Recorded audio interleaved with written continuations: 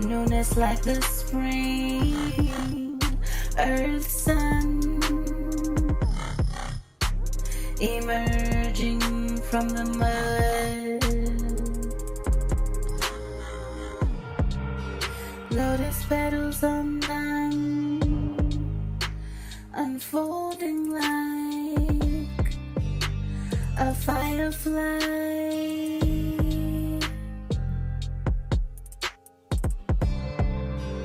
Intuition laser casted, gold dusted wings through air, earth, sky,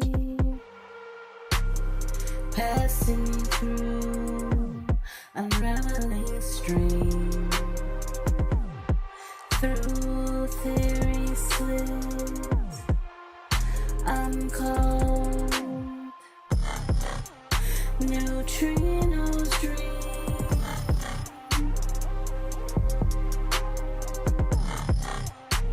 primordial mound, emitting sound of high-tech mind, ensconced 369 now.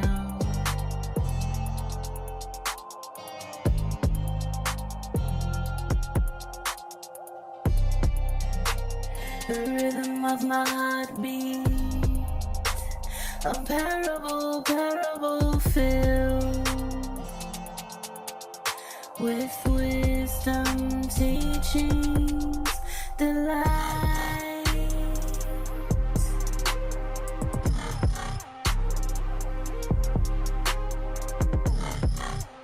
From inherent darkness, gravity's observation, ascend implosion down, dendrite empathic, a cool holding basket, my wish, my command now.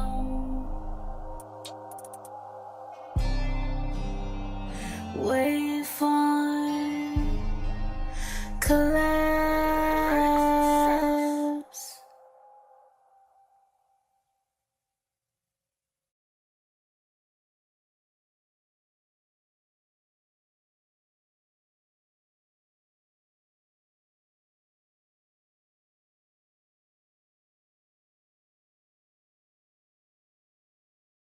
Hoodoo comes from the Akan term undu, specifically the Akwamu Akan dialect.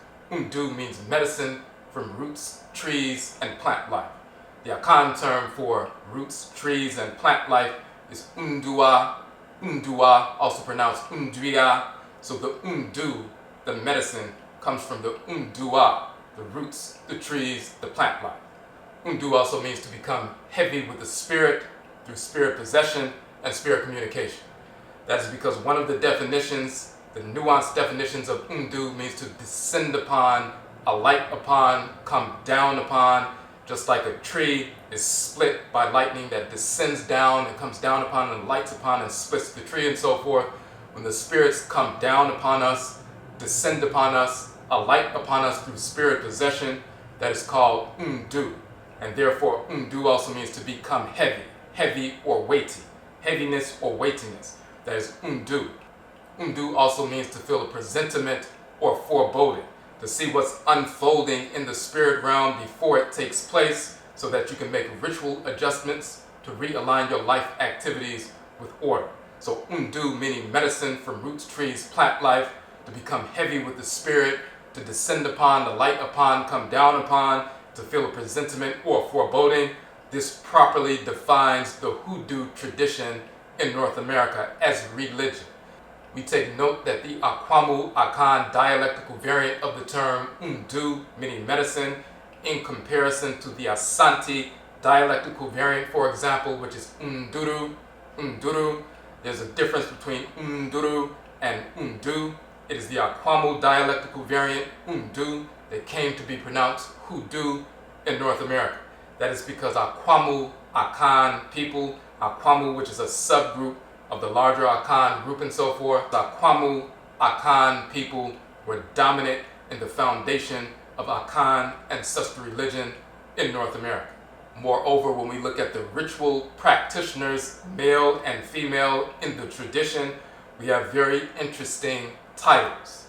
The Odun Sinifo in the Akan language is defined as fo, which is a suffix denoting plurality for a group of people. So for example, if you say Akan fo, that means Akan people. If you say Akan ni, that is an Akan individual. We say Odun Sinifo, one of the group of people, fo, who engage the Odun Sin process. Sin in Akan means stump or trunk or root of a tree or stalk and so forth.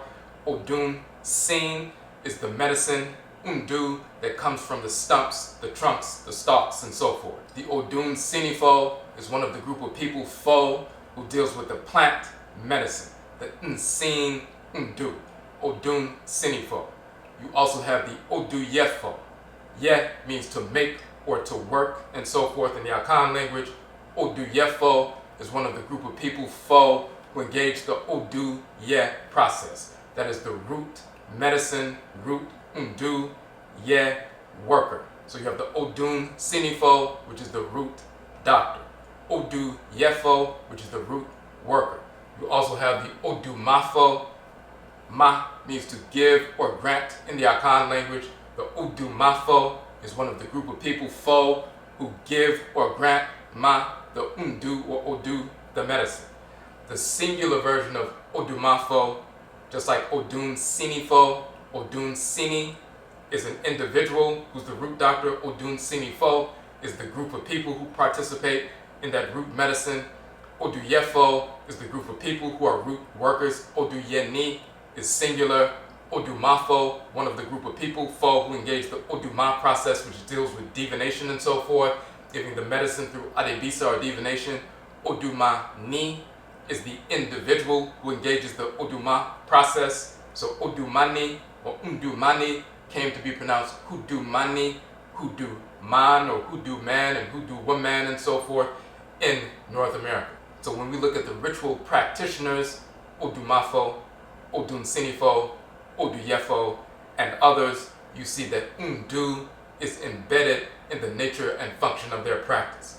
This is the nature of the tradition that was passed on intergenerationally and transcarnationally through successive reincarnations of Akan people in North America for the past 300 plus years.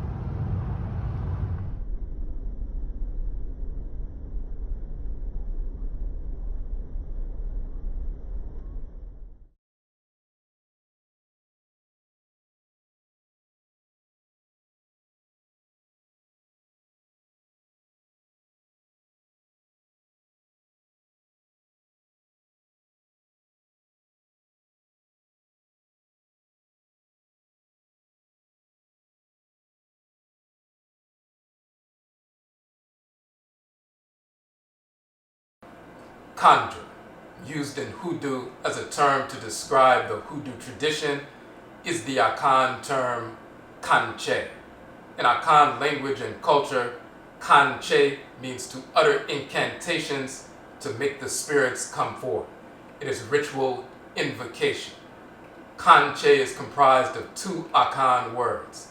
Kan, which means to speak, utter, say, or tell, and Achen, which means to come forth, as in the coming forward of the sun, to bring to light, to appear, to become visible. In Akan culture, when someone says ma chen, or mema wa chen, that means good morning. But specifically, ma means to give, and achen means dawning or the coming forward of the light. So ma achen or mema wa che means I give you dawning.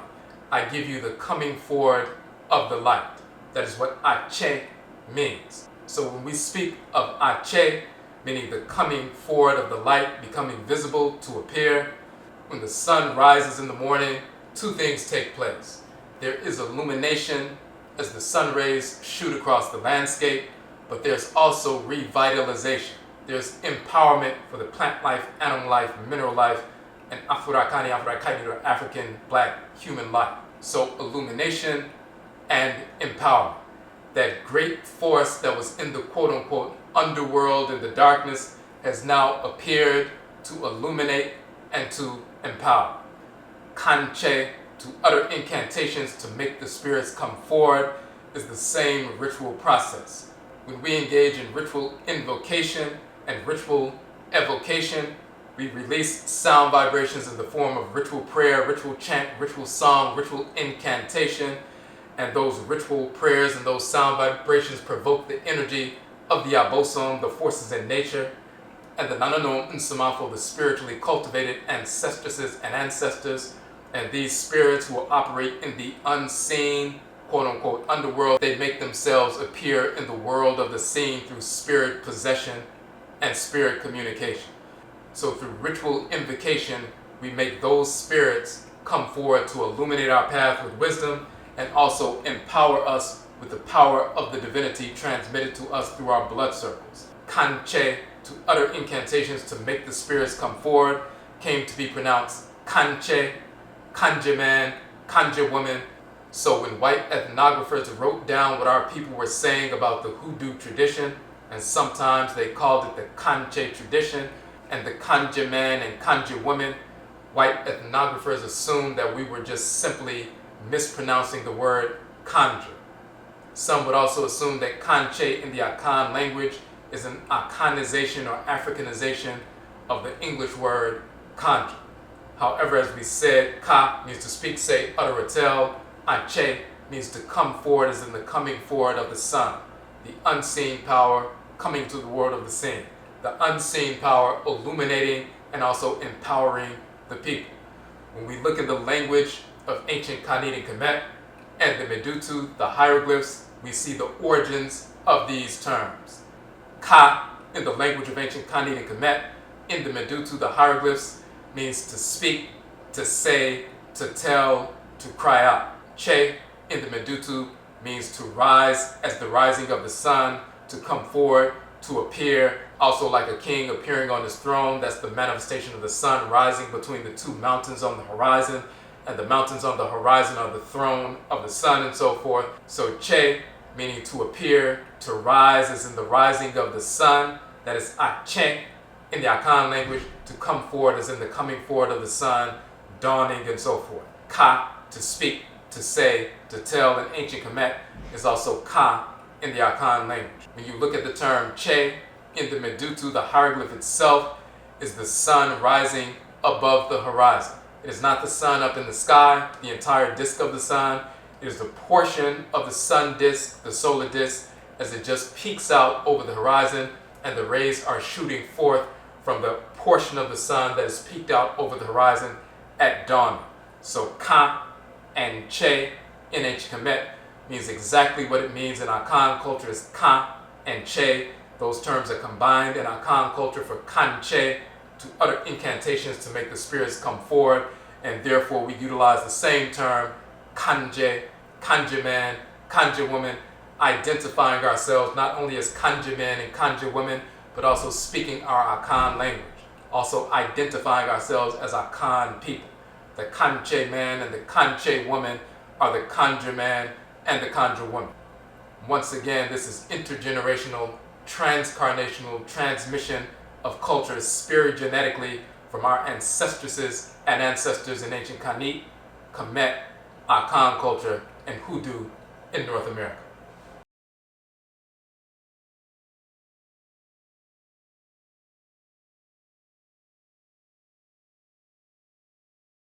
Plus the ring shout, and Sterling Stuckey is the one that says this.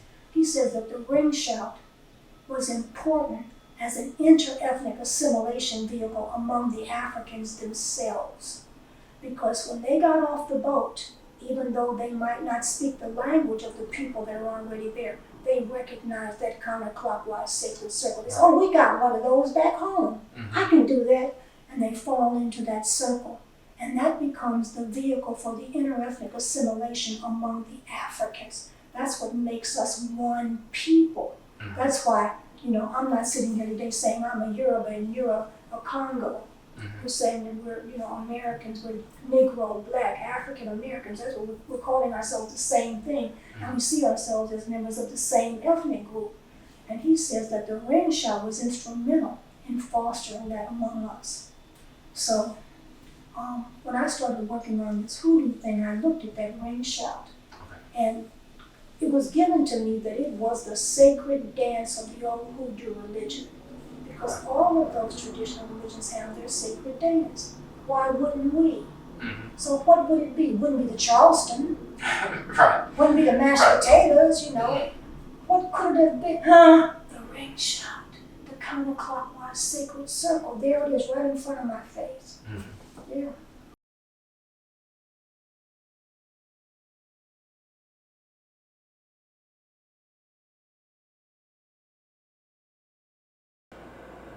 Mojo is the Akan term mogya.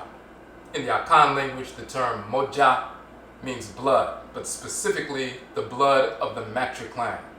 So the Matri clan in Akan culture is called Abusia Kuo, which means the great Kuo Abusia family. The Abusia Kuo, meaning Matri clan, defines 7 specific clans, 7 specific groups of people, governed by 7 great ancestresses. If you cannot trace your spiri-genetic descent to one of those 7 great mothers, then you are not Akan. You also cannot practice Akan Ancestral Religion, and that includes the Hoodoo tradition in North America. The 7 Abusia Kuo, the 7 great Matri clans in Akan culture, encompass all of the 26+ million Akan people in Ghana and Ivory Coast, as well as all Akan people who have migrated or were forced to migrate outside of the continent of Afuraka, Afuraitkait, Africa to North, Central, South America, the Caribbean, Europe, and so forth. All of us are united through that clan structure. Those 7 clans, governed by 7 great ancestresses, are also governed by 7 female aboson, 7 female deities, goddesses, spirit forces in creation. In ancient Khanit and Kamit, these 7 female divinities are called the 7 het heru. They are shown as 7 cows in the sacred cow totemic form. They're also shown as 7 women, as 7 female divinities. Their stellar shrine is the constellation called the 7 het heru. Some others call them the 7 sisters.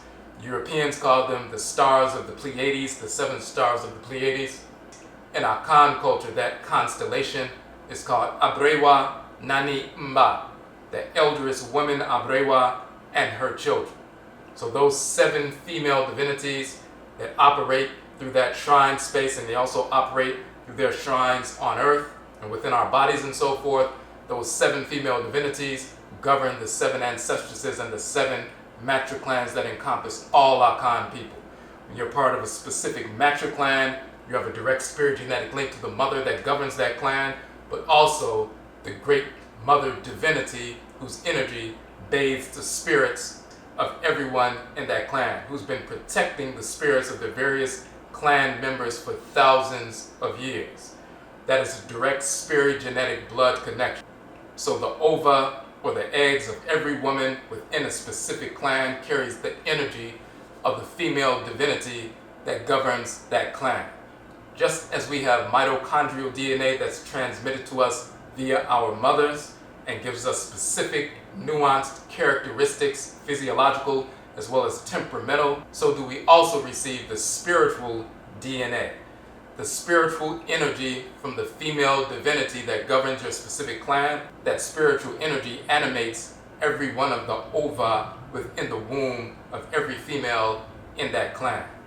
So we have a direct connection between the blood mogya, the female divinity that governs that clan, the abusia bosom, the clan female divinity, and every member of the clan. Now, when the ovum is fertilized, of course, an ancestral spirit is drawn into that unified sperm and ovum, that zygote. Gestation occurs. 40 weeks later, the child is born into the world.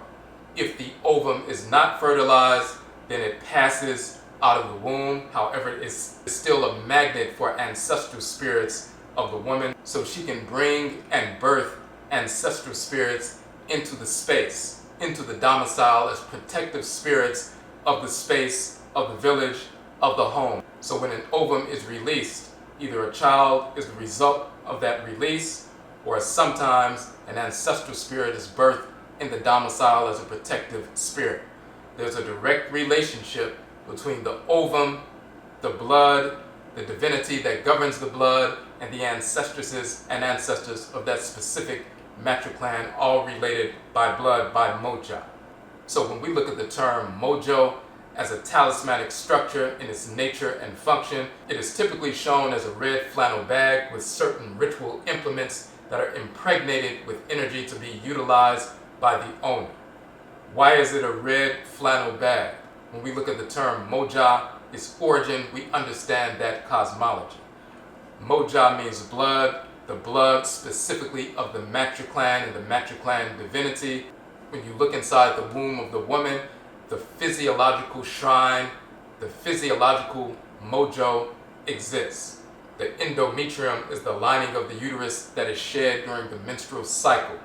That endometrium, that lining, is the red flannel bag. That is the red blood bag. That is the mogya bag or the mojo bag.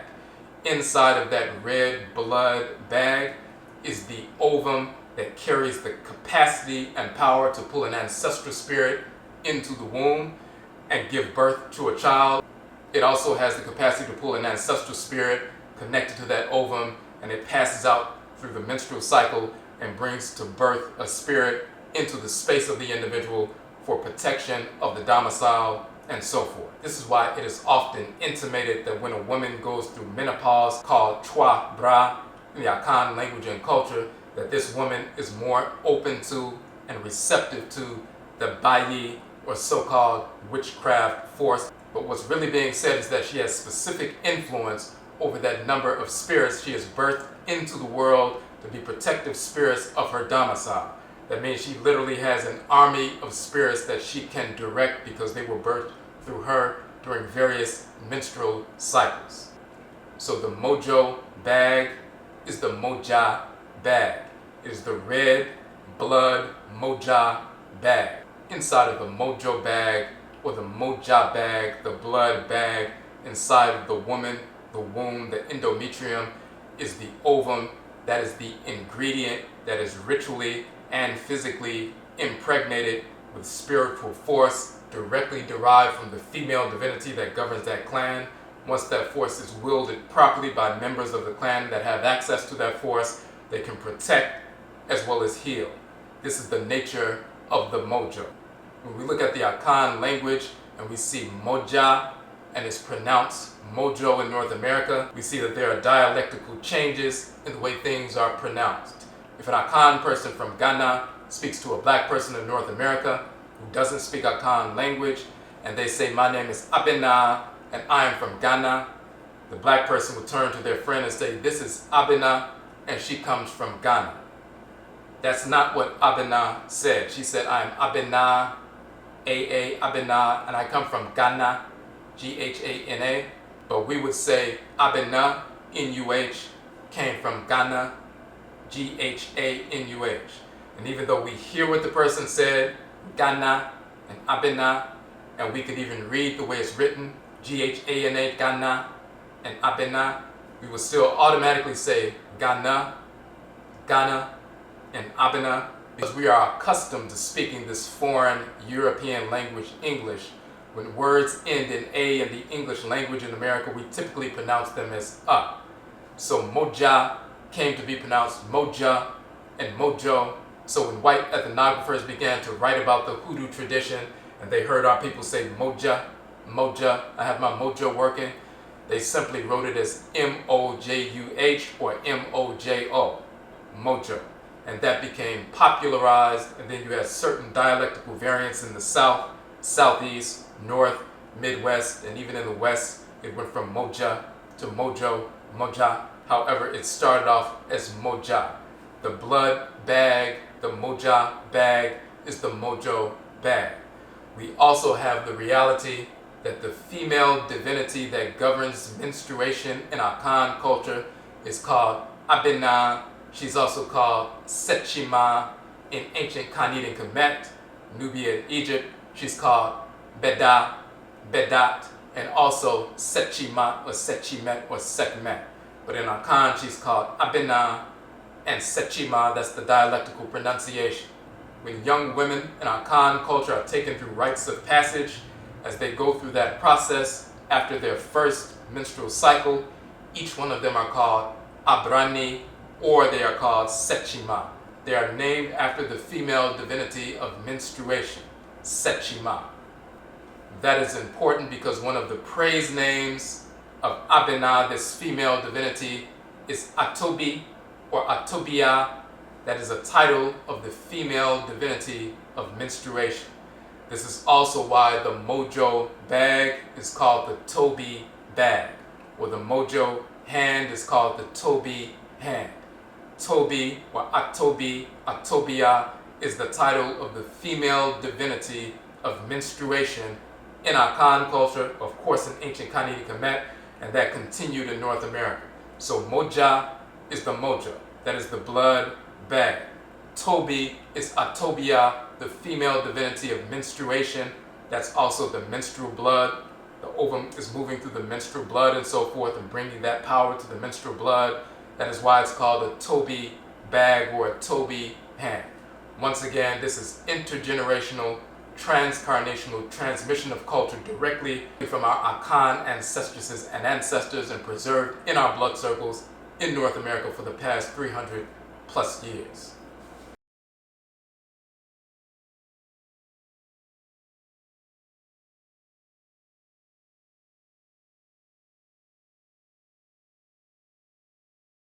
But one time, particular time, as I was sitting on the bed, something sat down with me and kind of like, I can't really say entered me, but it was the silhouette of a person who I definitely know it was my mother.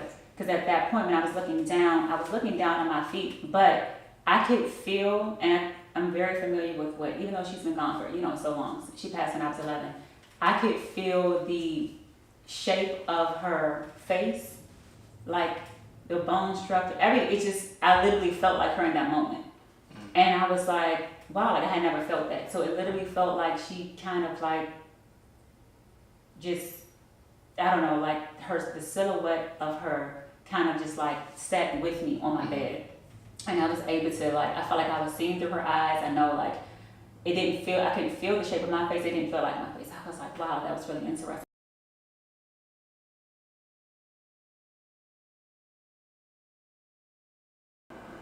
Jack, or jack ball in the Hoodoo tradition, is the Akan term ja and gyapade. When we look at the jack in the Hoodoo tradition as a talismanic structure infused with energy for protection, for healing, for second sight, and more, we find its roots in the Akan tradition. In the Akan language, ja means father. It also means inheritance. It's pronounced ja as well as edja, meaning father, but also inheritance. It is associated with patriclan inheritance. Just as there are 7 matriclans in Akan culture, there are 12 patriclans in Akan culture. These 12 patriclans, these Toro groups or patriclan groups, are governed by 12 male abosom. The Toro bosom or Eja bosom, meaning the father's abosom or the father's divinity. These are 12 male deities, divine spirit forces in creation, many of them inhabiting specific rivers that are sacred to those clan members. So when we look at the Ja or gyapade, Ja meaning father, but Ja also meaning inheritance. What do we inherit from the father? Physiologically, we inherit the Y chromosomal DNA, and of course that goes into our specific physiological characteristics, attributes, and nuanced temperaments. Yet in our Akan culture, we also receive the energy of the patriclan deity, the Toro bosom or Eja bosom or father's divinity. Every Akan person is connected to one of these 12 patriclan divinities, and the energy of that patriclan divinity has protected and guided that person's clan for thousands of years. The sperm cell that went into the development of your physical body, the energy that animated the sperm cell is the patriclan divinity in our Akan culture. These 12 patriclan divinities are shown in ancient Khanit and Kamit as the 12 assistants of Sa or Orion, and they're connected to the 7 female divinities of the so-called Pleiades, which are really the 7 Het Heru. These same 12 divinities found in ancient Khanit and Kamit are the same 12 divinities found in Akan culture that we carried into North America within our spiri-genetic blood circles. Within that constellation of 12 divinities, some of them are fire divinities, air divinities, water divinities, earth divinities, and so forth.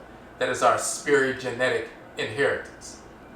Culturally, within our Akan culture, the same term, Ja, meaning father, Eja or Ja, meaning father, Ja, meaning inheritance, we also have the packet called Ja. Inside of that packet that's passed on from father to son is the inheritance of the father. You find the Abramu, or so-called gold weights that represent the sum of human knowledge in their symbolism. They're also used to weigh gold dust that has to do with economic power, but they're also connected to the patriclan divinity.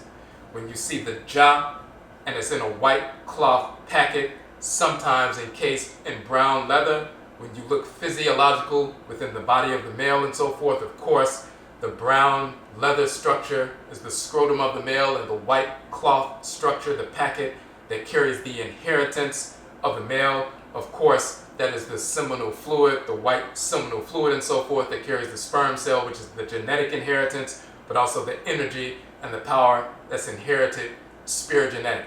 That is the Ja, also called the gyapade. Gyapade came to be pronounced Japade and Japbalaye and Jakbal and Jakbal. So when you have Jack or Jakbal, that comes from Ja and Japade. That white packet, sometimes encased in brown leather, that carries the physical, economic inheritance of the father, as well as the energy of the patriclan divinity that governs the father and the father's ancestresses and ancestors for thousands of years, and also governs the individual who receives it. That is the patriclan asuman, or the patriclan talisman, just like the Mojo or Mogya is the matriclan talisman. We thus have the Mogya and the Eja, the Mojo and the Jack, the matriclan talisman and the patriclan talisman. The matriclan talisman connected to the matriclan divinity that's inherited spiri-genetically, intergenerationally, and transcarnationally, and the patriclan talisman that's connected to the patriclan divinity that's inherited intergenerationally and transcarnationally to the individual that exists in the present time. So the Mojo and Jack, the Mogya and Eja, are specifically Akan ancestral religious cosmology preserved in the Hoodoo tradition in North America for hundreds of years.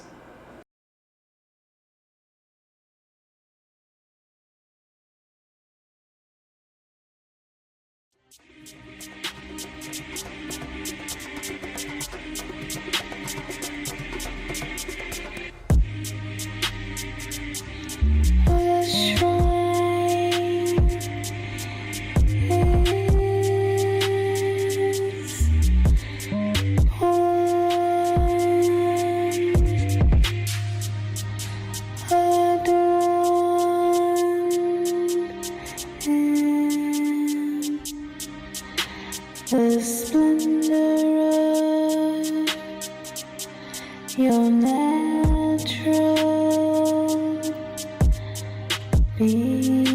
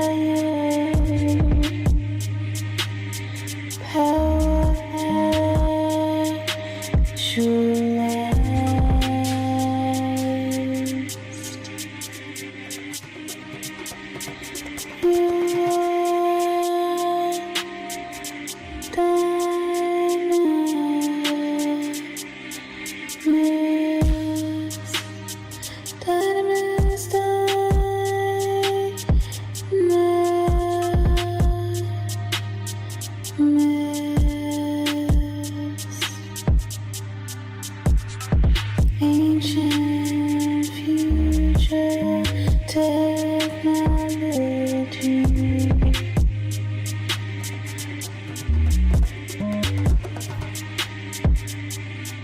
In your blood, your power be.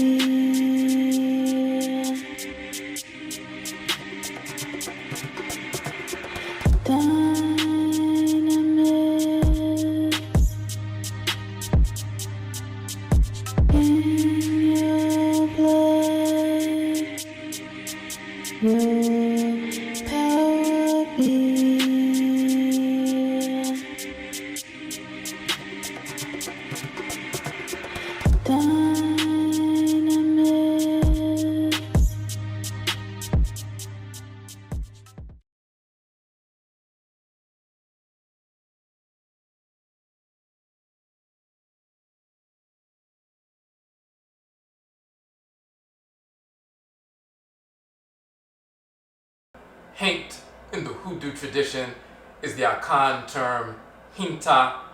When you look in the Akan language, the term hinta means hidden or concealed, that which is hidden or concealed, enclosed. It also means secret, stealthily, a mystery, and so forth.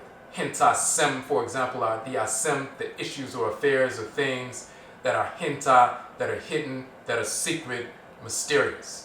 The related term hintin means excited, aroused, roused up, and so forth. So when that definition is applied to the nature and function of specific spirits, they are hidden, they're invisible spirits, hinta, hidden, yet they are excited, aroused, roused up, and so forth. Now it's very important with regard to the nature and function of these spirits to have the full definition. Just as Akan people were forced into North America, and the Hoodoo tradition is undu from the Akan term undu, Akan people were also forced into South America and the Caribbean. As we have shown in our publications, when Akan people were forced into Jamaica, During the enslavement era, they became culturally dominant, and thus the Obia tradition, the Obia religion, is Akan Ancestral Religion from the Akan term Obayi or Obeyi. You'll find the same thing in Guyana. In Guyana, the Akan people were culturally dominant in specific areas. Thus, the traditional religion called Komfa in Guyana is derived from the Akan term Komfwa, which is a title of a priest or priestess who becomes possessed. When you look in Suriname and South America, Akan people were culturally dominant, especially amongst the Saramaka Maroons, those who escaped in the so-called 1700s into the mountains and so forth, established their own Maroon territories, and remained independent for hundreds of years. They call their tradition Winti. That is from the Akan term Huinti. So when you look at the Akan tradition in South America, they have the same Akan deities, same Akan names, same Akan ritual practices, and more. They call the entire tradition Winti. Some of them were unaware of the origin of the term Winti, but they call the tradition Winti. They call the creative power the Great Winti. They call the deities the Winti spirits. They have the earth Winti spirits, the water Winti spirits, the atmospheric Winti spirits, and more. So they call the entire tradition Winti based on the name of the spirits that animate creation, as well as ancestral spirits. This is important because of the dialectical differences in Akan languages. In the Akwamu dialect, you have the term hinta. In the Asante dialect, you have huinta, HW. In the Akwamu dialect, you have hintin. In the Asante dialect, you have huintin. So there's a dialectical switch between H and HW. Hinta and huinta, hintin and huintin. Those Akan people who were Akwamu, who were forced into North America, they utilized the term hinta and hintin to describe the nature and function of spirits. Hidden, hinta, hidden, concealed, mysterious, and so forth, but also hintin, once they are evoked, they become aroused, excited, explosive, powerful, and so forth. In South America, they were speaking a different Akan dialect, those who were culturally dominant. So instead of saying hinta, they said huinta. Instead of saying hinti as the nature of these spirits, as aroused up spirits, they said huinti, HW. And later it began to be spelled winti. This is important because when you look in ancient Khanit and Kamit, you find the same title and the same term. You have hinti and hint, which deals with the sacred form, likeness of a spirit, but also hinti and hint, meaning the kind of spirit that creates chaos, also creates roused up energy, fiery energy, attacking, rebellious, but also waging war, fighters, defenders, and so forth. These definitions are important because typically when we're talking about the haint spirits, and you read about the haint spirits, they focus on a specific aspect of their expression. The roused up, fiery, attacking aspect of their expression. The haint spirit is riding someone when they're asleep.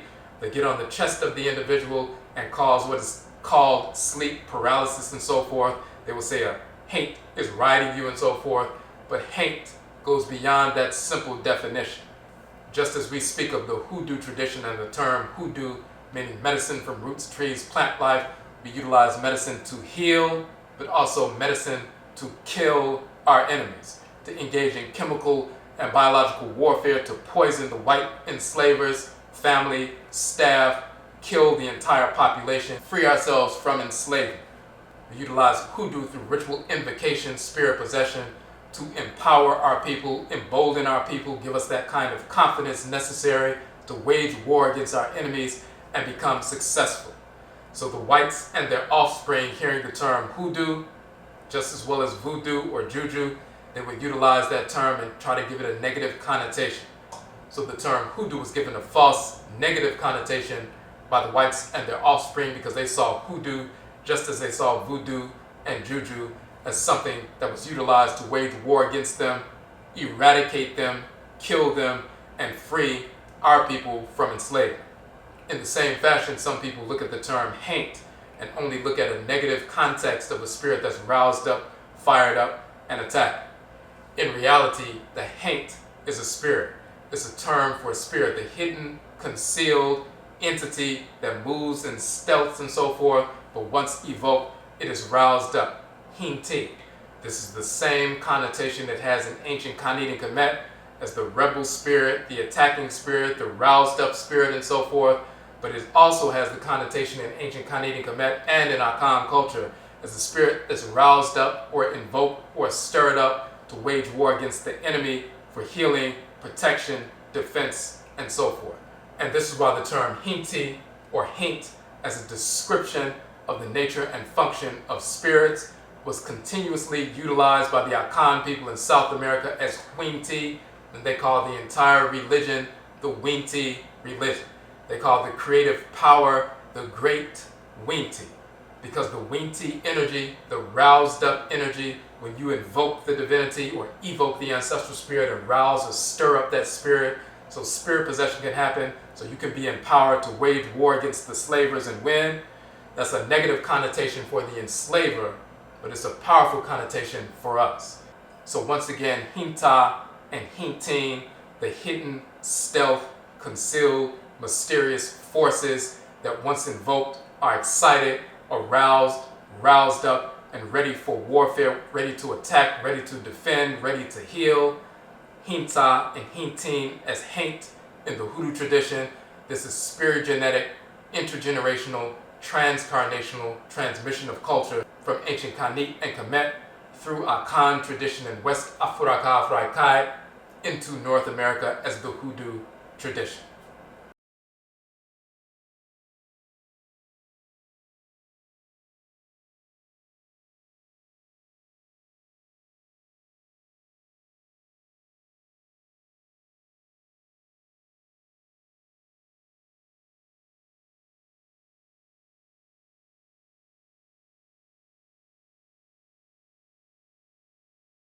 The closest kind of body of water that we had in the area. Right. And I remember pulling up into the gravel parking lot, and immediately the heaviness started to lift. And there were a lot of people around, like it wasn't secluded, but just being there and understanding what I was about to do, and even the act of taking off my shoes so I could walk on the rocks into the creek and sit down in this cold water, like all of that, I just felt like a shedding. I felt the heaviness and all of life's ailments just kind of releasing. And then once I finally submerged, well, I didn't submerge myself, but once I finally sat down in the creek, I didn't even hear any other sounds. Right. Like everything else kind of disappeared, and it was just me kind of setting my intentions and speaking to my deity.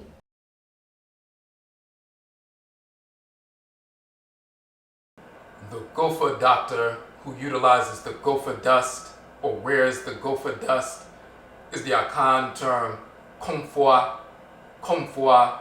When you look at Akan Ancestral Religion, komfo or komfoa is a title of a ritual practitioner, a certain kind of priest or priestess. The root of the term is kom. Fo, once again, is a suffix denoting plurality, so okomfo or okomfoa is one of the group of people, fo or foa, who engages the kom process. So typically when you see an Akan priest or priestess dancing around in a circle, they have powder on their bodies, they spin around as the drums are playing and explode into a possession state. That is the okomfo or okomfoa. That term okomfoa, one of the group of people, fo, who engages the kom state. The kom state means possession. In Akan language, kom or komu is the root of the term. In the Akan language, kom means to penetrate. It is comprised of the terms ko and mu. Ko means to go, and mu means within. So komu, contracted to kom, means to go within. That has to do with spirit possession. That's the spirit coming down, alighting upon, penetrating, and entering into the body of the individual. That is the okom state, kom, to go within.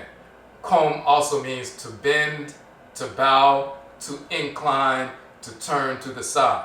When the spirit comes down upon the person bends, the person bows, they receive that spirit, and then they incline or turn aside. We often use the analogy of a person driving a vehicle. If you're driving your vehicle, you are behind the wheel, you are in complete control of the vessel. However, if you stop and allow a friend to get in the vehicle, you get on the passenger side, they get behind the wheel.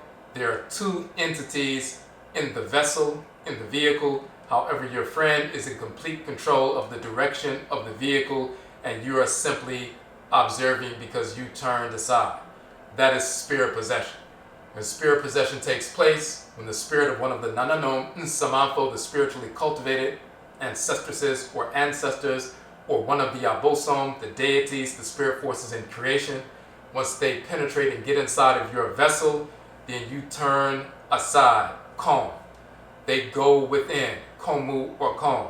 You bend or bow or incline or turn aside, so they take control of this vessel. Then they lay hands, they heal, they teach, they admonish, they guide, they inform, they illuminate, bring wisdom and so forth. When it's time for the spirit to leave, they leave the body, and you take back control of your body just like someone leaving your car. You get back in front of the driver's wheel, and you are in control of the vessel. So komu, kom, to possess, to go within, also to bend, to bow, to incline, to turn aside.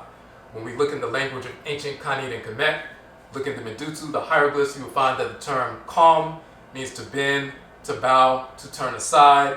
Kom also means to seize, to possess. And we also have the term ka, to dance in a state of frenzy, so to speak, possession, spirit possession, prophecy, and so forth.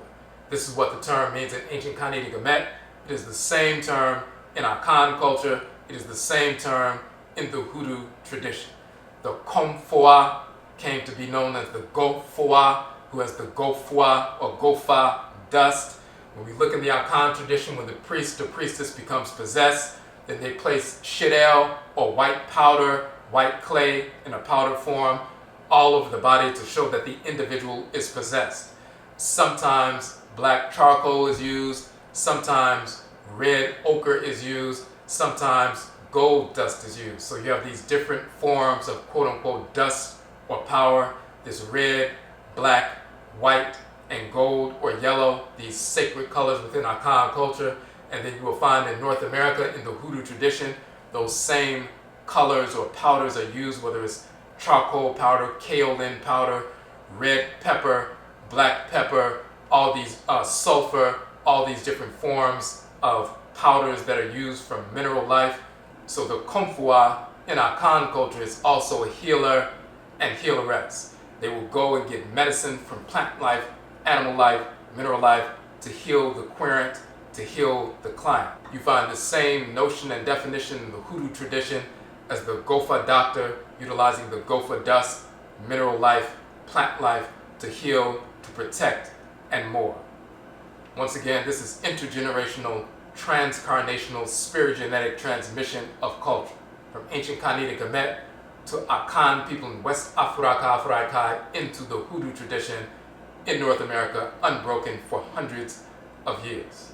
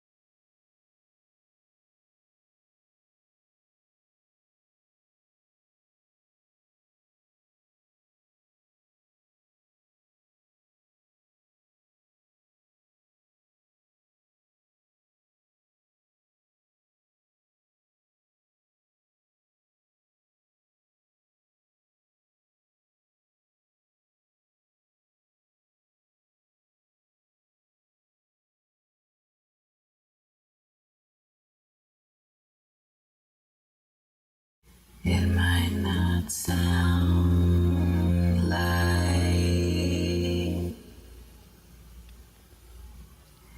hip-hop R&B, but the rabbit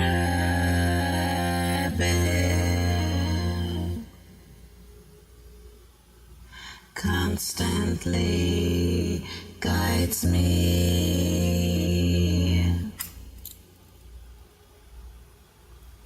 through the forest of a mind tuned into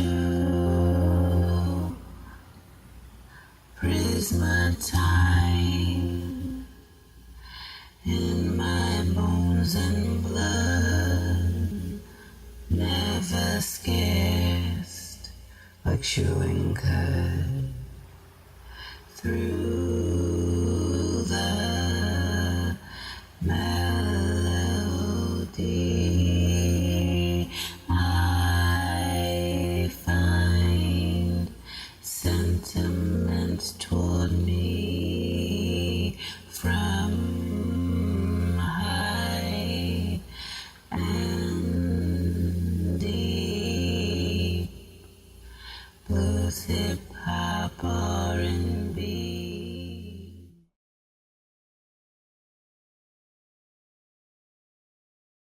When we published Jama Kakadu, the Akan origin of High John the Conqueror, the man in the root revealed, we were the first to show that quote-unquote High John the Conqueror was actually an Akwamu Asafo Hini, a warrior king. He was a lieutenant of the Akwamu Hini, the Akwamu king Ansa Kwao at the time. He was captured along with an entourage and forced into enslavement on St. John's Island, which was a few miles away from St. Thomas. This was in 12,733. Those who were enslaved with him on the island understood that he was Asafo Hini.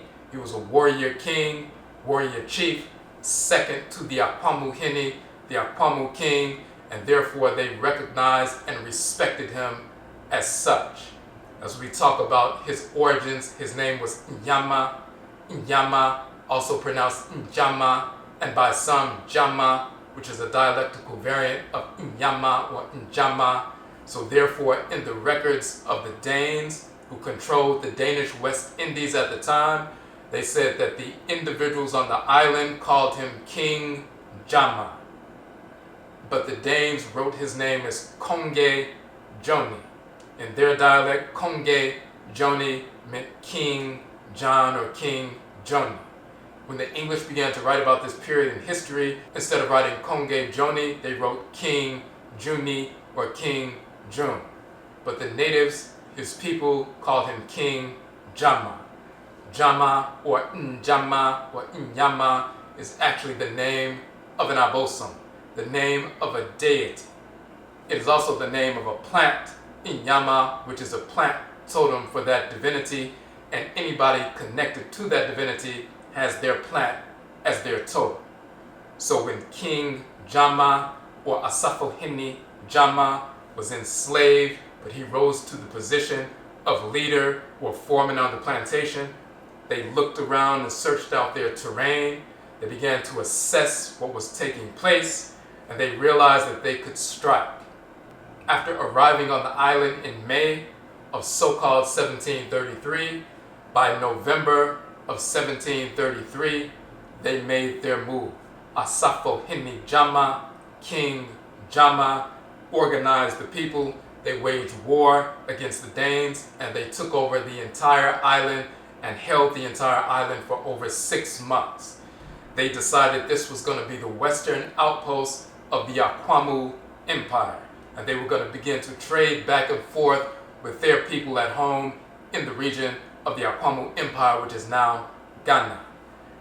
After a number of months of this Akwamu-led rebellion that was successful and they were in control of the entire island, fissures and fractures occurred within the population of the people that allowed the whites and their offspring to come from outside and put down the rebellion.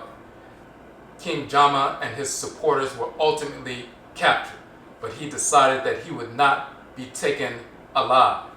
Him and his close circle decided they would commit suicide, but prior to that, they told the people, if you ever needed to reach me, simply take this plant, take this root, and you will have the same force and fire to overcome your enemies. Now, the root that King Jama pointed to and held up as the sacred root that his spirit would enter into is the root called Kakadu in the Asante dialect and Kakadu in the Akwamu dialect. Once again, the term Undu means medicine. Kaka, Undu, or Kakadu means the medicine that is Kaka. In the Akan language, Kaka means to bite or to chew. Kaka also means to touch or to rub. Kaka also means ferocity, ferociousness, irrepressibility, and so forth. The Kaka, Undu, or the Kakadu is the biting medicine, or the biting Undu, or the biting hoodoo, the chewing hoodoo. It is the chewing root. Kaka meaning to touch or to rub is the rubbing Kaka Undu root, or the rubbing root. Kaka meaning fierceness, ferocity, irrepressibility. When you take that fiery root, you become fierce, irrepressible, ferocious, and so forth. That is the Kaka Undu, or the Kakadu, that medicine Undu that makes you fierce, powerful, irrepressible, and so forth. That particular root is called ginger in North America. The sacred plant Inyama, the totem for the deity Inyama, who King Inyama or King Njama, King Jama was named after, didn't exist in the Caribbean. So when he got to the Caribbean after being enslaved, when they were living on the plantation, there were certain plants and certain animals that were sacred in the region of the Akwamu Empire where they came from that they recognized, but there were other certain plants and animals and so forth that they had never seen and that were unrecognizable. The sacred Inyama plant, that plant totem connected to the Inyama Abosom, the Inyama deity, didn't exist in the West Indies. But there was a plant, a root, that he saw after landing in St. John's that he was familiar with from back home. It was the Kakadu or Kakaduru root. And that root, that fiery root, that ginger root, was used as a replacement, a substitute for the Inyama plant that he normally would have utilized. So when he says his spirit went into the root, it is the Kakadu root, the Kakaduru root. In the Asante dialect, it's Kaka Unduru. As we said previously, Unduru is the dialectical variant for Undu in Akwamu, Unduru in Asante.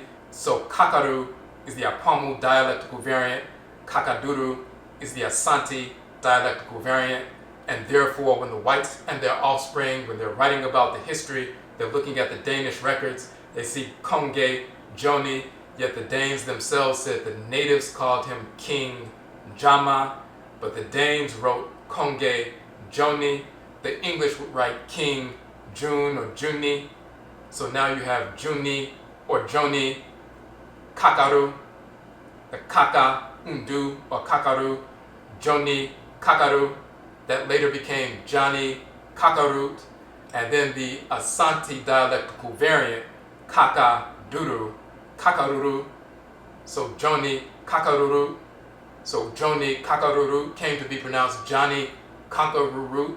That's the Asante dialectical variant, and Johnny Conqueror comes from Jama Kakadu, the Akwamu dialectical variant. So when you look at blues singers like Bo Diddley saying, I went down and got my Johnny Kakadu, he was saying Jama Kakadu, the biting Kaka Undu hoodoo medicine, the rubbing Kaka Undu medicine, the Kaka, the ferocious, fiery, explosive Undu medicine. And if you hear some say Johnny Conqueror root, that's simply Jama Kakaruru, Kakaduru, or Kakaruru. That is the same title in the Asante dialect. So we talk about Jama, he's an Akwamu ancestor. For those of us who are Akwamu Akan people in North America, he is a direct blood ancestor. He visits those of us who are Akwamu. He asks for specific offerings at the shrine, inclusive of the Kakadu, which he utilized in the Western Hemisphere, as well as at home in the region of the Akwamu Empire. When people say that Johnny Kakadu or High John the Conqueror may have come from the Congo, may have come from all these different places, they're simply talking about someone that they were unaware of. This is a direct blood ancestor of Akwamu Akan people.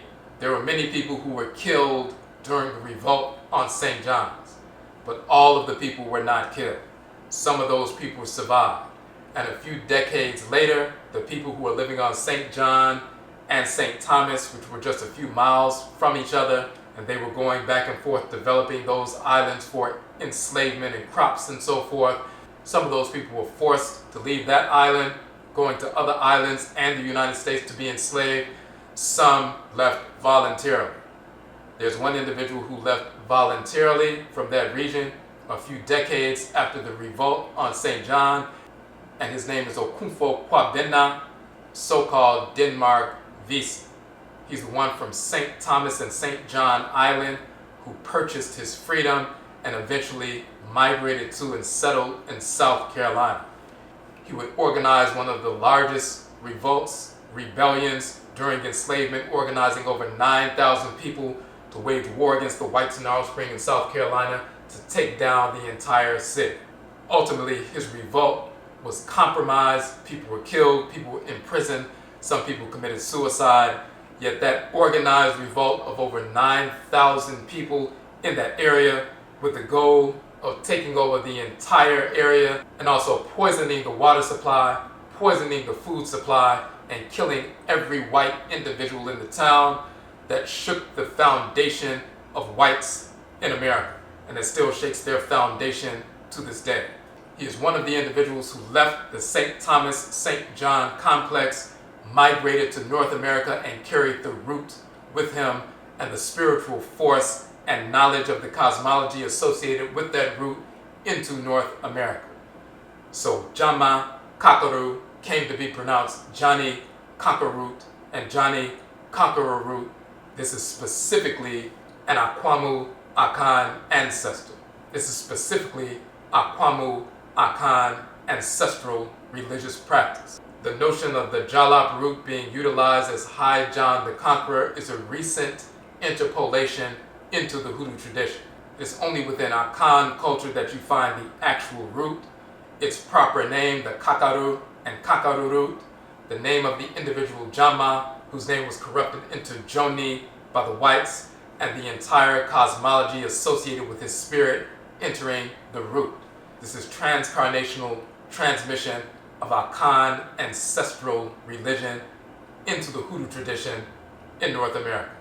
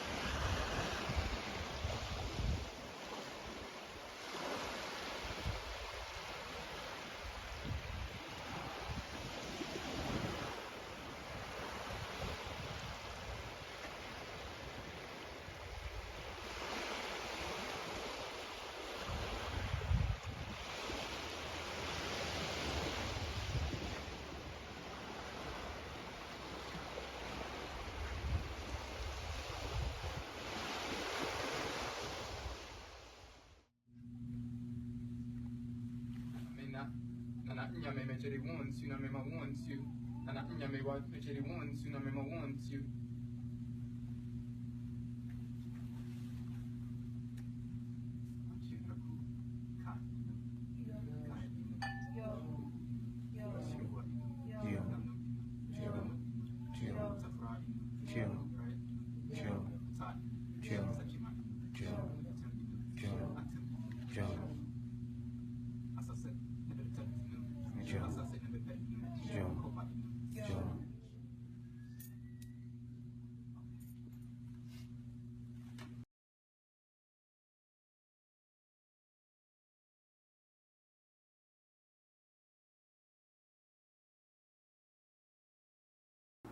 Afuraka, Afuraitkait meaning African Ancestral Religion, the only true, authentic religion, is properly defined as the ritual incorporation of divine law and the ritual restoration of divine balance. That means through ritual, we incorporate those things, objects, deeds, and entities we need to incorporate in order to harmonize our thoughts, intentions, and actions with divine order. And through ritual, we reject those things, objects, deeds, and entities we need to reject in order to restore balance to our thoughts, intentions, and actions, and restore our lives to divine order. So the ritual incorporation of divine law and the ritual restoration of divine balance, these are the expansive and contractive poles of ancestral religion. Now, when we talk about this ritual process, ritual incorporation, and ritual restoration, it has to do with our alignment with the Great Mother and Great Father Supreme Being through the agency of the deities and our spiritually cultivated ancestresses and ancestors.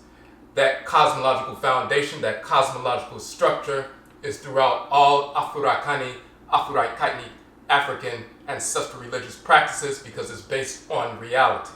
So when we look at the most ancient title of the Great Mother and Great Father who comprise the Supreme Being, we look in the Meru text, the Pyramid text, the oldest religious compositions yet unearthed in the world, in ancient Khanit and Kamit, Nubia and Egypt. When you look in the Meru text, the Pyramid text, you find Amen, the Great Father, and Amenet, the Great Mother, together in the oldest religious text. Amen is the Great Father, sometimes called Amen Ra. Amenet is the Great Mother, sometimes called Amenet Raet. Amen and Amenet, the two halves of the great divine whole, they comprise the Supreme Being. There's never been a time when there was just Amen without Amenet. There's never been a time when there was just Amenet without Amen. This reality permeates all Afuraitkait people, and when you look at the languages and cultures and ritual practices across Afuraka, Afuraitkait, Africa from ancient times to today, you will find the same names and descriptive titles of Amen and Amenet within those languages. So for example, in the Akan language and culture, Amen is called Inyame, and Amenet or Amenat is called Inyamewa. That is the Great Father and Great Mother Supreme Being. When we look at the Great Mother and Great Father Supreme Being working together as complementary opposites, we see that foundation permeating all of creation. Of course, it takes a man and a woman, two halves of a whole, to unite in order to bring life into the world.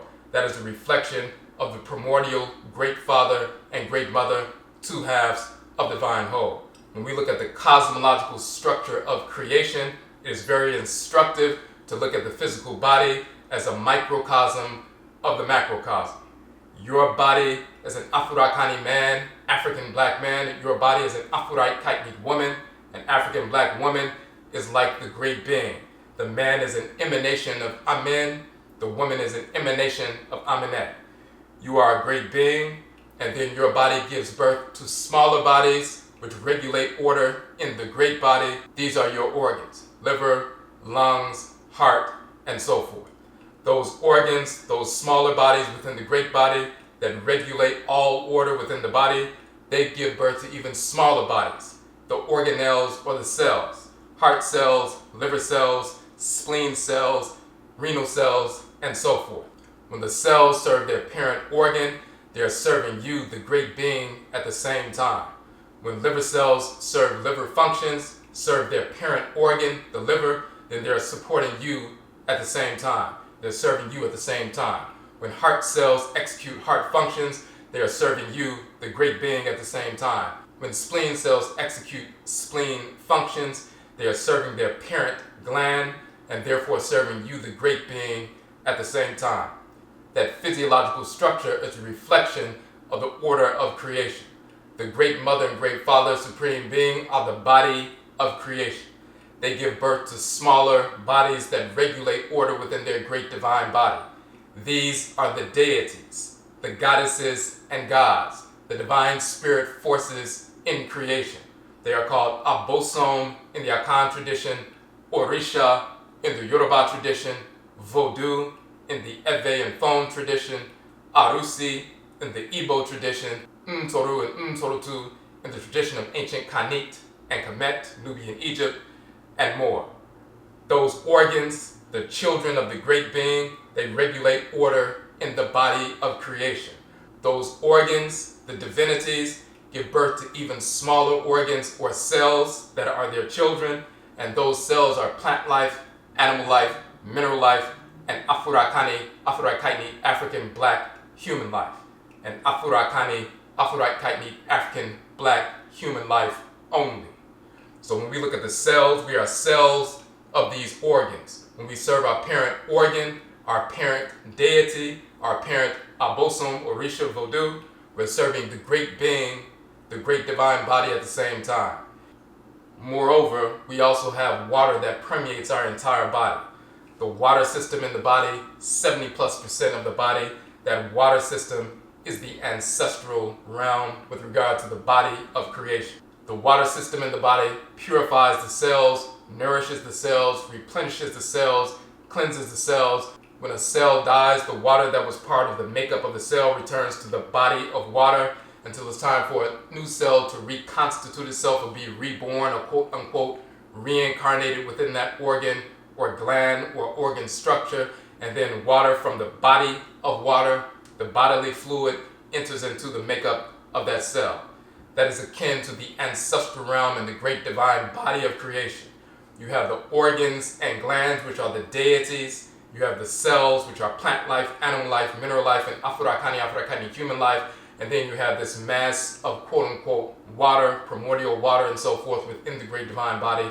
That is the ancestral realm. So when us as cells transition and our spirits leave our bodies, then we go into the ancestral realm. We are nourished, we are cleansed, we are rejuvenated, just like the ancestresses and ancestors guide us, nourish us, cleanse us, redirect us, give us divine wisdom while we're on earth. When we transition and go into the ancestral realm for 100 or 200 years, we're nourished, we're cleansed, we're rejuvenated, and then we are reconstituted as new cells when we are drawn into the womb and reincarnate through one of our descendants hundreds of years later and are born back into the world. So this cosmological structure of creation, the great being, the organs, the cells, Amen and Amenet, the great father and great mother, the organs, the various deities, the spirit forces that animate creation, and the cells, plant life, animal life, mineral life, and Afuraitkait, human life. This is the structure of creation with, of course, the body of water that purifies all of the cells and organs within it. We also have the fire that animates the entire body of creation, all the organs, cells, ancestral realm, and so forth. In the microcosmic structure, that heat that permeates your entire body is drawn in from the sun when you take in a deep breath. That divine living energy that animates you is a portion of the divine living energy that animates the entire body of creation. That divine living energy, that solar, fire, animating force, is comprised of the male divinity Ra and the female divinity Ra'et. Ra and Ra'et are the most ancient names for the creator and creatress, the two halves of the divine whole called the Great Spirit of the Supreme Being. When you look at the various languages of Afuraitkait people, African black people, all across the continent, you will find the titles Ra and Ra'et as either major titles of the creator and creatress or within the descriptive titles of the creator and creatress across the board. So the Great Mother and Great Father Supreme Being are the great being, the divine living energy that moves throughout the divine body of creation are Ra and Ra'et. That is the life force energy. The great being directs that life force energy to go out and create. Just as you, as a great being, you direct your life force energy, your spirit force, your Ra force if you're an Afuraikani man, your Ra'et force if you're an Afuraitkait woman, to go out and create a child. So it's important to note that Ra and Ra'et, the creator and creatress, are subordinate to and servants of the supreme being, Amen and Amenet. In real religion, Afurakani, Afuraitkait, African Ancestral Religion, this reality has always been understood. So when we have this proper understanding of the cosmological foundation of creation, then we can understand what religious practice is about. When we talk about the ritual incorporation of divine law and the ritual restoration of divine balance, that ritual practice is aligning with the Great Mother and Great Father Supreme Being through the agency of the deities and ancestral spirits. This reality is intrinsic to the practice of Hoodoo religion. There is a Hoodoo pantheon. There's a major pantheon of divinities in the Hoodoo tradition.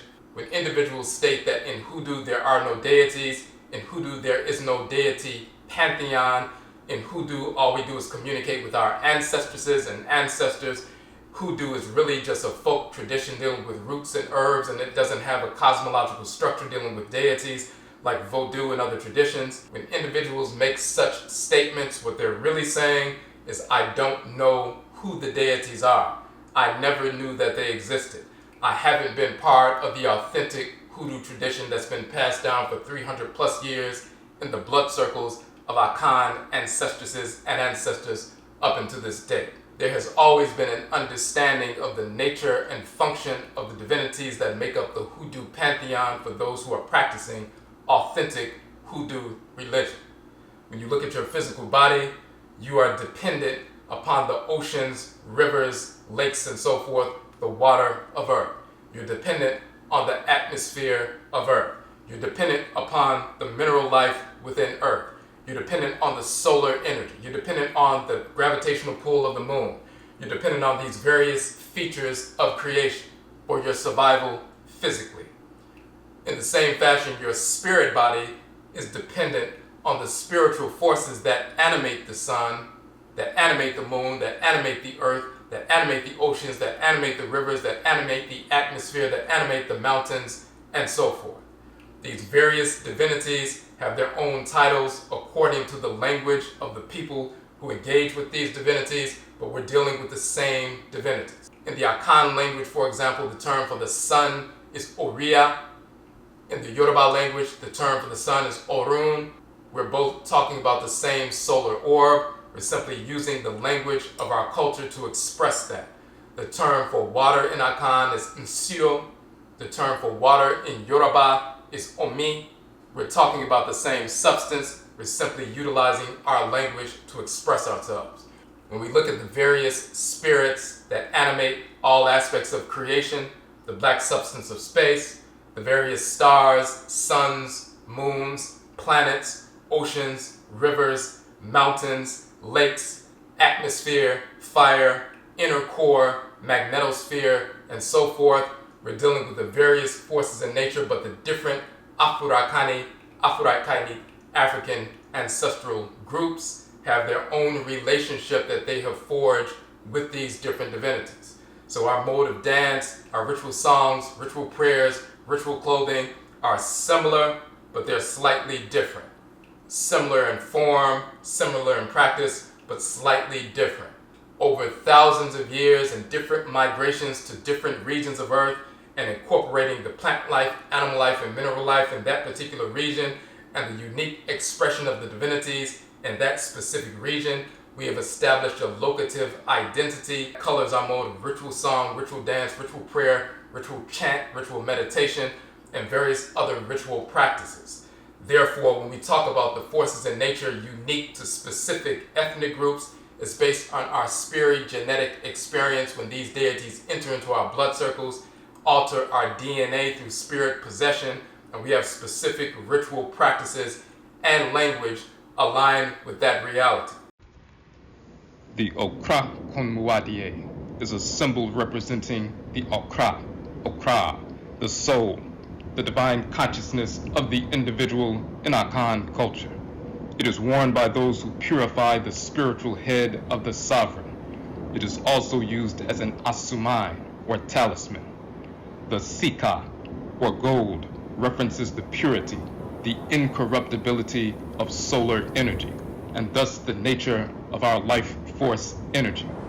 The fourfold division references the cycles of existence, the cycles of the sun, and the properties of the soul. Although forced into North America, when our ancestresses and ancestors looked up in the sky and saw the solar parhelion, they recognized the living manifestation of our sacred talisman. We thus continue to utilize this symbol for ritual invocation and evocation in Hoodoo. Akan Adinkra symbols were preserved by Akan iron workers wherever we found ourselves in the Western Hemisphere. The wrought iron gates, doors, railings, windows, and more containing Adinkra symbols are evidence of our resilience. Akan Adinkra symbols are ritually employed as matrices of Tumi, divine power, and are used as shrines in miniature during ritual. These symbols can also be found in the Medutu hieroglyphs of ancient Kemet.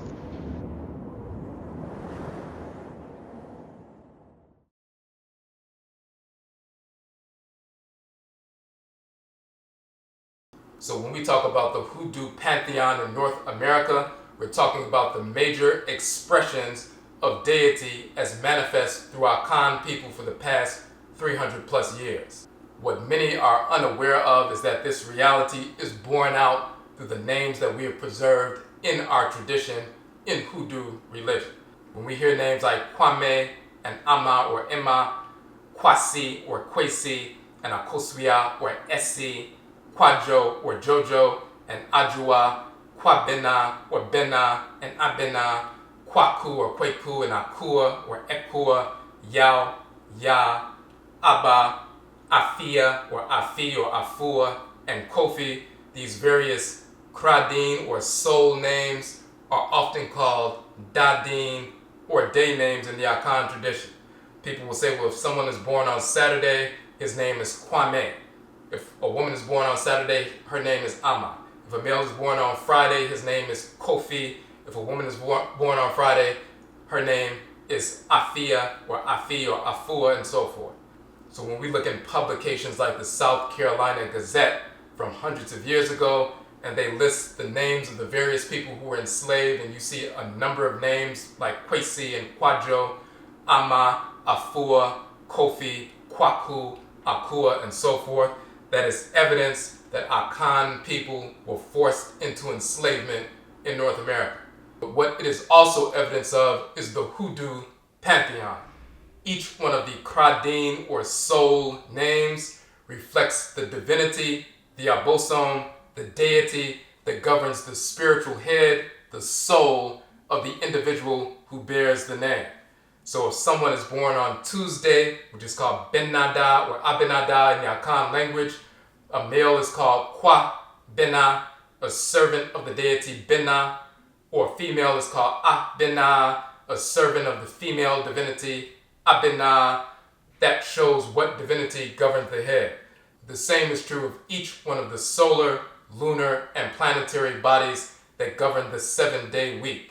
The 7-day week in Akan culture is governed by the solar, lunar, and planetary bodies, which are animated by the male and female Akradin bosom, or deities that animate the solar, lunar, and planetary bodies in that specific cycle. These male and female abosom, these male and female deities, divine spirit forces in creation, that animate the solar, lunar, and planetary bodies that govern the 7-day week, govern all natural cycles on Earth, and they also have shrines within the 11 major body systems within Afuraitkait people. We have ritual practices associated with invoking and being possessed by and guided by these forces in nature. So there are ritual practices associated with aligning our thoughts, intentions, and actions with the divinity that governs our head.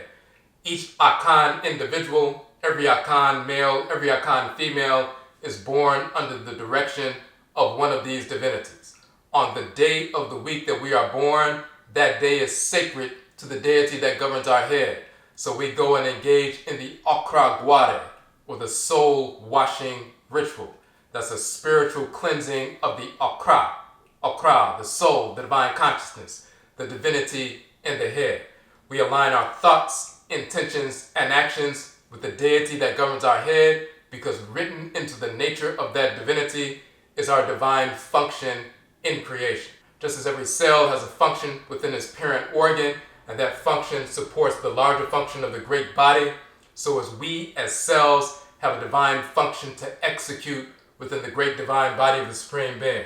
When we operate in harmony with our parent divinity, our parent organ, then we align ourselves with the function of the Supreme Being. This is a major expression of the ritual incorporation of divine law and the ritual restoration of divine balance. We align our thoughts, intentions, and actions with divine order by aligning with the deity that's been assigned to our spiritual head. And then we engage the ritual process, the ritual incorporation of divine law, and the ritual restoration of divine order, so that we can align our thoughts, intentions, and actions even when we make legitimate mistakes, to get back on track so that we can execute our function as cells within this great divine body. This is the nature of the Hoodoo Abosom Magua, the Hoodoo pantheon. We only align our thoughts, intentions, and actions with divine order. That means we only invoke the actual forces in creation. We don't invoke fake deities. We don't invoke fake deities from the pseudo-religions. We don't invoke the fictional cartoon character Jesus. We don't invoke the fictional character Allah. We don't invoke the fictional character Yahweh, the fictional character Brahman. We don't invoke fictional personalities like Muhammad and Abraham and Isaac and Ishmael and Solomon and Sheba and Menelik and Moses and Aaron and David, the so-called Hebrews, which are all fictional cartoon characters, as we prove in our book, Kuku Tuntum, the Ancestral Jurisdiction. Moreover, when we talk about the ritual incorporation of divine law and the ritual restoration of divine balance, these are relationships that have been forged by Afuraitkait people, African people, with the forces in nature, and Afuraitkait people only. When we talk about cells within the great divine body of the Supreme Being, plant life, animal life, mineral life, Afuraitkait human life, we are the cells that were fashioned in the beginning. We are the only human beings that were ever fashioned by the Creator and Creatress. And we have been here for millions of years. A few thousand years ago, some of those cells became cancerous and separated from the larger group. Just like within every body, there's a small percentage of cells that become cancerous, meaning they become disfigured and they are no longer functioning as the other cells, and they seek to consume and destroy the other cells. However, we have an immune system and a lymphatic system. And the immune and lymphatic systems isolate those cells, destroy them, eradicate them, and force them out of the body for the preservation of the organism. The whites and their offspring, white Europeans, white Americans, white Hindus, white Arabs, white Asians, white pseudo-native Americans, white Hispanics, non-black individuals. The Eurasian originated as a cancerous cell within the body of black humanity less than 12,000 years ago in northern Eurasia, after the end of the last ice age, since they began to move around and come into southern Europe and North Afuraka, Afuraitkait, the Near East, the East, further east and so forth, and later North Central South America and the Caribbean. The Eurasian, meaning the non-black entities, seek to consume and destroy everything in their path. They have done that for the past 12,000 plus years when they were able, and they will continue to do so until we make them extinct. So when the Eurasian, the non-black individual, pretends to practice hoodoo or any expression of Afuraitkait, African ancestral religion in any form whatsoever, they are always 100% fraud. Cancerous cells don't operate in harmony with healthy cells. Cancerous cells are not guided by the organs and glands and the body. Cancerous cells are isolated, eradicated, and removed from the body. So when we talk about authentic religion and authentic ritual practice, this is the domain of Afurakani, Afuraitkait, African black people exclusively. Our ancestral religious practices and our culture, which is the reflection of our religious practices. Cancerous cells seek to pervert and destroy true ritual practice. The cancerous cells seek to pervert and destroy the knowledge of actual religion. The cancerous cells invade and create a perverse, discordant culture. But we don't embrace the disordered culture. We embrace our own ancestral culture, which is a reflection of divine order. We do not embrace dissexuality, homosexuality, various forms of sexual deviance, cultural deviance, ritual deviance, spiritual deviance, and so forth. That is the domain of the spirits of disorder, the whites and their offspring.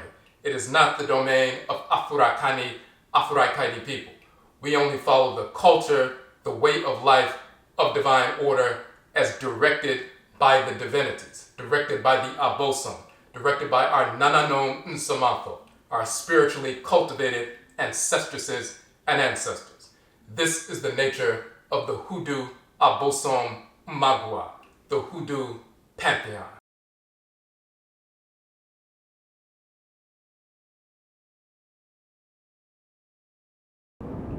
Authentic religion animates culture. Culture governs every aspect of our lives. So when we resurrect authentic religion, only then can we restore authentic culture. Then we have the tools to execute our function in creation as Afurakani, Afuraitkait people, African black people, and eradicate our enemies and any obstacle in our way. Yedase. Before the final segment, we want to say, Yedase, we thank you for supporting our independent film. This film is actually part one of a Hoodoo trilogy. We examine the Akan identity and cosmology of Hoodoo in this first part one. In part two, we will examine Hoodoo ritual. In part three, we will examine the true story of the Hoodoo Wars, which empowered our liberation from enslavement in North America. Part 2 of our Hoodoo film trilogy is in production now.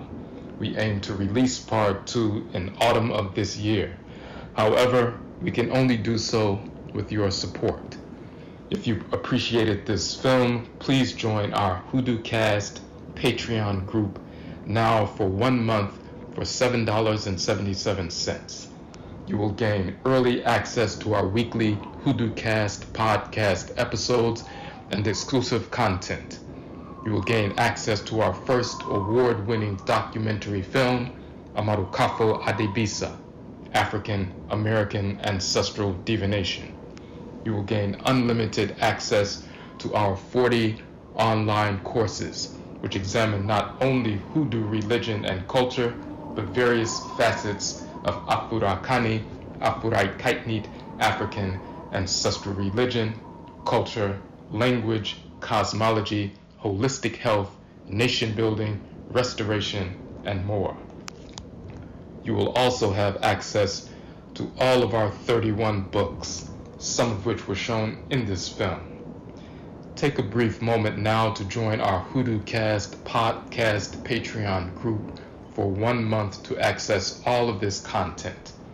Download our books, watch our first documentary film, take our courses, watch our Hoodoo Cast podcast episodes. You can cancel at any time. We must tell our own stories. We must educate to empower our community.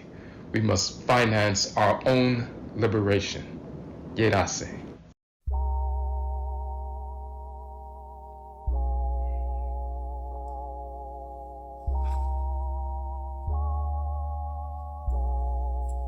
The art of the talisman. Activating power, harmony, and beauty with form and function aligned is the blueprint, the crux.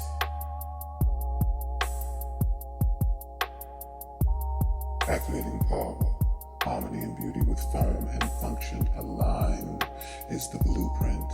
It is the crux, an exponential access of being. Building it requires precision of artfully communicated ritual, which will be a recollected realignment with source power. Source power. Source power.